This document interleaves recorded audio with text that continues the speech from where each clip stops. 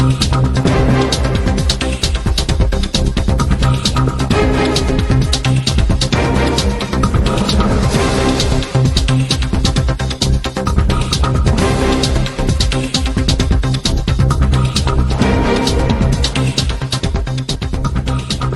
செய்தியை பார்த்து வருகிறோம்.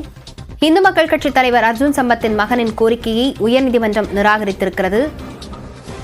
ஜாமீன் கேட்டு அவர் மனு அளித்திருந்த நிலையில் அது நிராகரிக்கப்பட்டிருக்கிறது.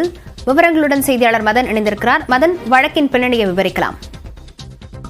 கோவையில் ஈஷா யோகா மையத்திற்கு ஆதரவாக இந்து மக்கள் கட்சி நடத்திய ஆர்ப்பாட்டத்தில் பத்திரிகையாளர் நக்கீரன் கோபாலுக்கு எதிராக வெறுப்பு பேச்சு பேசியதாக அர்ஜுன் சம்பத்தின் மகன் ஓம்கார் பாலாஜி மீது கோவை ரேஸ் கோர்ஸ் போலீசார் வழக்கு பதிவு செய்தார்கள்.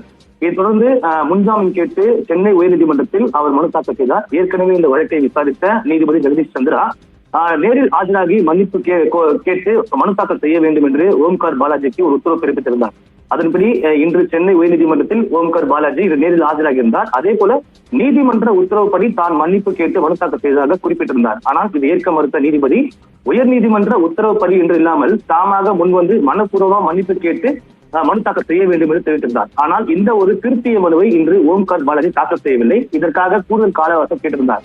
இதைத் தொடர்ந்து இந்த வழக்கின் விசாரணை மீண்டும் 19 தேதிக்கு தள்ளி வைக்கப்பட்டது. அதே நேரத்தில் இந்த முன்ஜாமீன் வழங்கு தொடர்பாக எந்த ஒரு இடைக்கால உத்தரவும் தன்னால் பிறப்பிக்க முடியாது, தடை செய்வதற்கு எந்த ஒரு அதாவது கைது செய்வதற்கு தடையும் இல்லை என்று நீதிபதி தெரிவித்திருந்தார். அதன்படி தற்போது இந்த உத்தரவு பிறப்பிக்கப்பட்ட பிறகு ஓம்கார் பாலாஜி கைது செய்வதற்கான அந்த நடவடிக்கை தற்போது காவல்துறை ஈடுபட்டுள்ளார்கள்.